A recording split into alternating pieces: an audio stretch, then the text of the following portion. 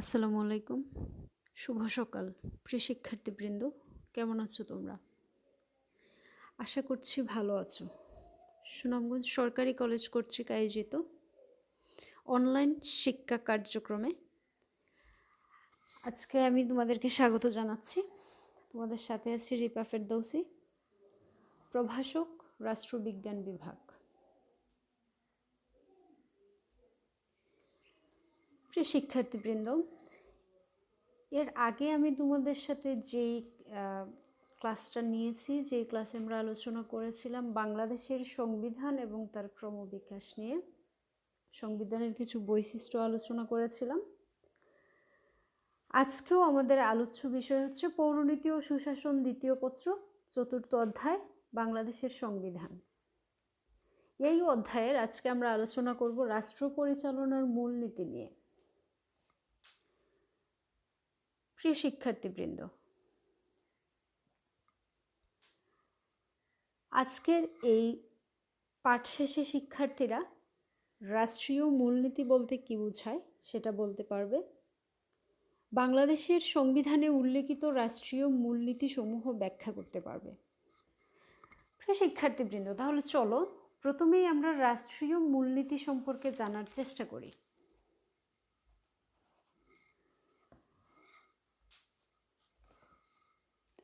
রাষ্ট্রীয় মূলনীতি সম্পর্কে জানার চেষ্টা করি। রাষ্ট্রীয় মূলনীতি বলতে আসলে আমরা কি বুঝি? রাষ্ট্র পরিচালনার মূলনীতি বলতে আমরা সেসব নীতিকে বুঝি যা একটি গণতান্ত্রিক রাষ্ট্রের সামাজিক, অর্থনৈতিক, প্রশাসনিক এবং বৈদেশিক নীতি নির্ধারণে সহায়তা করে। রাষ্ট্র পরিচালনার মূলনীতিকে আবার কর্মসূচিগত অধিকারও বলা হয়, কারণ এগুলো সরকারের বিবিধ কর্মকাণ্ড পরিচালনার মন্ত্র যোগায়। প্রিয় শিক্ষার্থীবৃন্দ,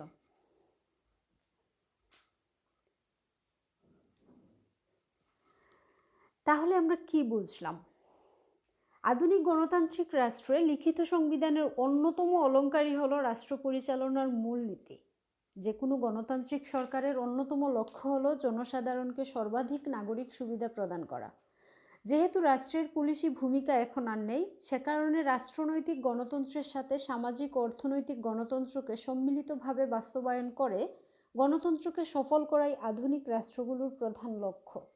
এ কারণে আধুনিক গণতান্ত্রিক রাষ্ট্রগুলো তাদের সংবিধানে মৌলিক অধিকার সংযোজন করে আসছে, তবে রাষ্ট্রগুলো প্রয়োজনে এসব মৌলিক অধিকার ও সংবিধানে সন্নিবেশিত অন্যান্য বিষয় প্রয়োজনে সংশোধন করতে পারেন, যেমনটা সংশোধিত হয়েছে বাংলাদেশের সংবিধানে। তোমরা জানো, এর আগের ক্লাসেও আমি তোমাদের সাথে একটা বিষয় আলোচনা করেছিলাম, সেটা হচ্ছে রাষ্ট্র পরিচালনার মূলনীতির কিন্তু সাংবিধানিক নিশ্চয়তা নেই। অর্থাৎ মৌলিক অধিকারের মতো এগুলোকে সাংবিধানিক নিশ্চয়তা দেওয়া হয়নি। মূলনীতিগুলোর বাস্তবায়ন নির্ভর করে একটি রাষ্ট্রের জাতীয় সম্পদ, জনগণের মেধা এবং অর্থনৈতিক সচ্ছলতার উপর। সরকার এসব নীতি বাস্তবায়ন করে রাষ্ট্রের জনগণের কল্যাণ সাধন করার জন্য।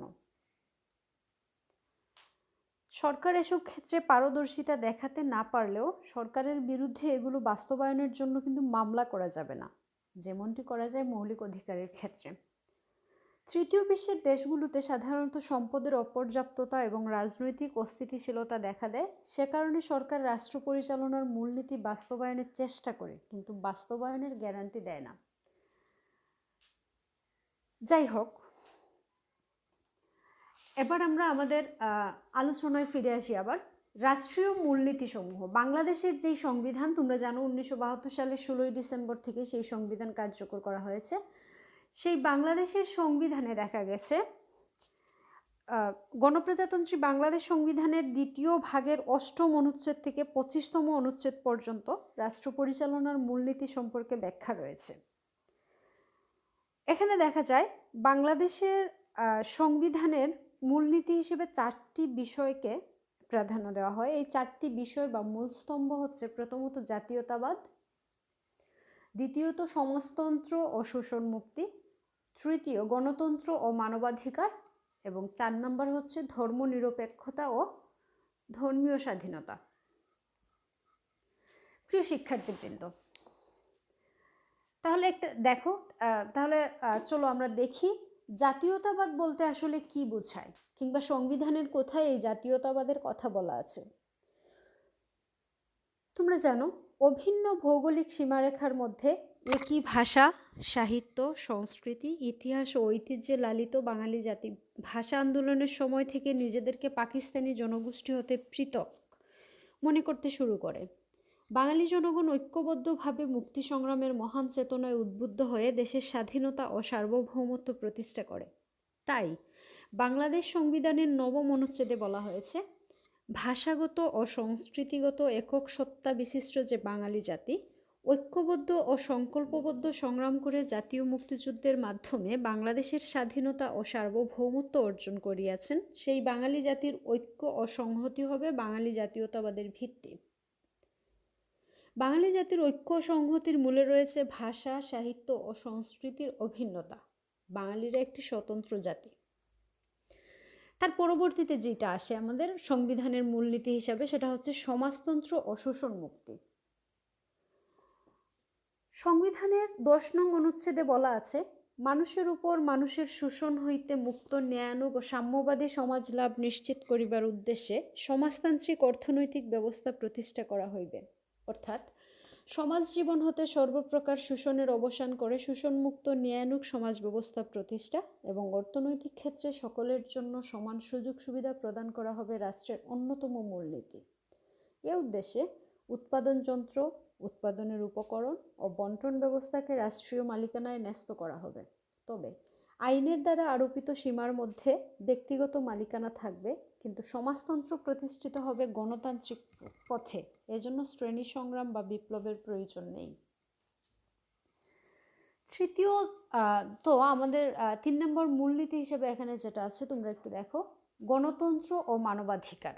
এটা সম্পর্কে আসলে সংবিধানের কোথায় বলা আছে? তোমরা জানো, গণতন্ত্রের প্রতি অধম্য স্পৃহাই বাঙালি জাতিকে স্বাধীনতা সংগ্রামে অনুপ্রাণিত করেছিল। তাই সংবিধানে গণতন্ত্রকে রাষ্ট্রের অন্যতম মূল স্তম্ভ হিসেবে ঘোষণা করা হয়। সংবিধানের 11 নং অনুচ্ছেদে বলা হয়েছে, প্রজাতন্ত্র হবে একটি গণতন্ত্র যেখানে মৌলিক মানবাধিকার ও স্বাধীনতার নিশ্চয়তা থাকবে এবং প্রশাসনের সকল পর্যায়ের নির্বাচিত প্রতিনিধিদের মাধ্যমে জনগণের কার্যকর অংশগ্রহণ নিশ্চিত হইবে। প্রাপ্তবয়স্কদের সর্বজনীন ভোটাধিকারের মাধ্যমে সরকার নির্বাচিত হবে। সমাজ জীবন হতে সর্বপ্রকার বৈষম্য দূরীভূত করে নাগরিকদের মৌলিক মানবিক অধিকার এবং ব্যক্তি স্বাধীনতার নিশ্চয়তা বিধান করা হবে। রাষ্ট্র পরিচালনার মূলনীতি হিসেবে চতুর্থ স্তম্ভ এখানে যেটা, সেটা হচ্ছে ধর্মনিরপেক্ষতা ও ধর্মীয় স্বাধীনতা। ধর্মনিরপেক্ষতা বলতে কি বুঝছো তোমরা, এবং ধর্মীয় স্বাধীনতা বলতেই বা কি বোঝানো হয়? আমাদের সংবিধানের কোথায় এটা সম্পর্কে বলা আছে আমরা একটু দেখার চেষ্টা করি। 1972 সালে প্রণীত মূল সংবিধানের 12 নং অনুচ্ছেদে ধর্মনিরপেক্ষতার কথা বলা হয়েছিল। মূল সংবিধানে বলা হয়েছিল, বাংলাদেশে কোনো বিশেষ ধর্মকে রাষ্ট্রীয় ধর্ম হিসেবে স্বীকৃতি দেয়া হবে না। জনগণের পূর্ণ ধর্মীয় স্বাধীনতা থাকবে।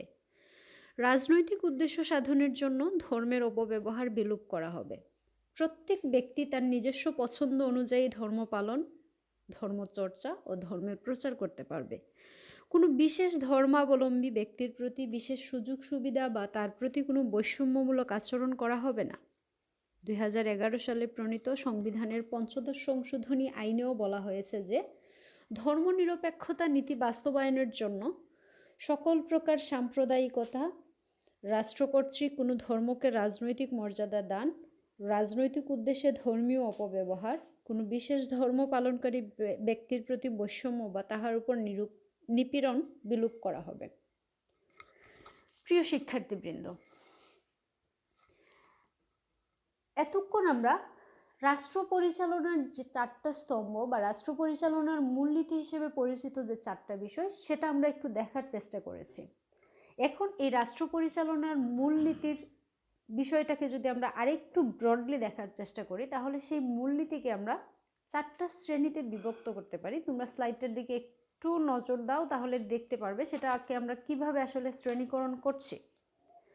রাষ্ট্র পরিচালনার মূলনীতিগুলোকে আমরা 4টি ভাগে ভাগ করে আলোচনার প্রয়াস পাবো। যেমন অর্থনৈতিক আদর্শ সম্পর্কিত নীতিসমূহকে যদি আমরা একটা ভাগে ভাগ করি, দ্বিতীয়টা যেটা আমরা করতে পারি সেটা হচ্ছে সামাজিক আদর্শ সম্পর্কিত নীতিসমূহকে আলাদা করে দেখতে পারি, আইন ও শাসন ব্যবস্থার সংস্কারমূলক নীতিগুলোকে আলাদা করে দেখতে পারি, এবং পররাষ্ট্রনীতি সম্পর্কিত নীতিসমূহকে যদি আমরা আলাদা করে দেখতে পারি তাহলে আমরা বুঝতে পারবো রাষ্ট্র পরিচালনার মূলনীতির মাধ্যমেই মূলত একটি দেশের সংবিধান বলো, একটি রাষ্ট্র ব্যবস্থা বলো, কিংবা আন্তর্জাতিক ক্ষেত্রে এই যে সম্পর্ক রক্ষার যে বিষয়টা, সেটা আসলে রাষ্ট্র পরিচালনার মূলনীতি থেকেই উৎপত্তি লাভ করেছে। তাহলে চলো আমরা একটু দেখার চেষ্টা করি এই যে 4টা ভাগে আমরা ভাগ করলাম সেগুলো আসলে কিভাবে আমাদের রাষ্ট্র পরিচালনার মূলনীতিকে ইন্ডিকেট করে। প্রথমত আমরা আসি অর্থনৈতিক আদর্শ সম্পর্কিত যে নীতিসমূহ সেগুলো সম্পর্কে। প্রিয় শিক্ষার্থীরা, তোমরা জানো সংবিধানের দ্বিতীয় ভাগেই মূলত এই মূলনীতি নিয়ে আলোচনা করা হয়েছে। সেই দ্বিতীয় ভাগের 13 নম্বর অনুচ্ছেদ, 15 নম্বর অনুচ্ছেদ, 16 নম্বর অনুচ্ছেদ এবং 19-এর 2, তারপর 20 নম্বর অনুচ্ছেদেও রাষ্ট্রের কিছু অর্থনৈতিক আদর্শ সম্পর্কিত নীতির ব্যাখ্যা দেওয়া হয়েছে।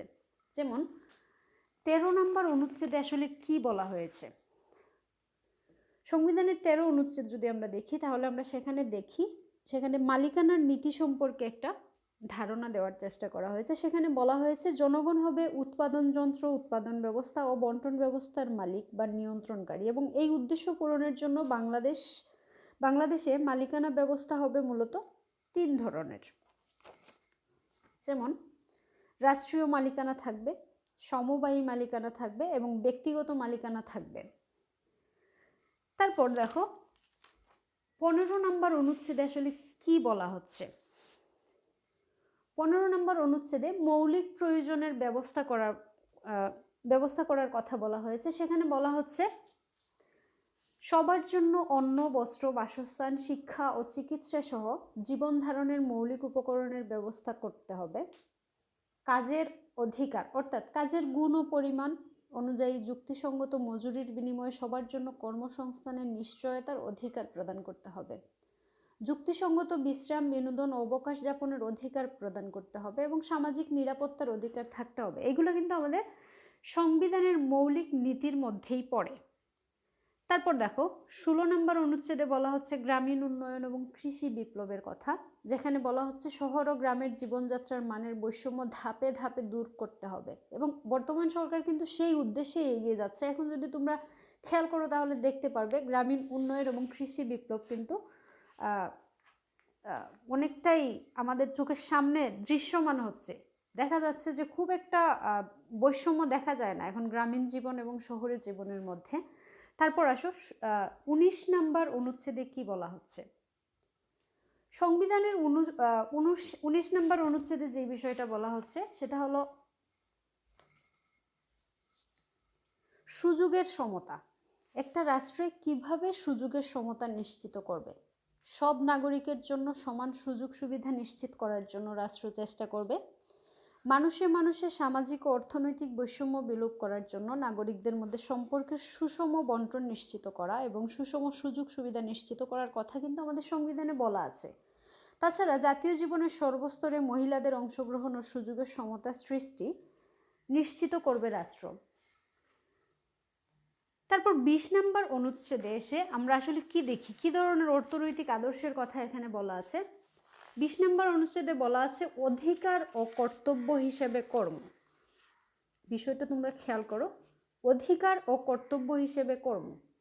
এখানে বলা হচ্ছে কর্ম হচ্ছে কর্মক্ষম সব নাগরিকের অধিকার।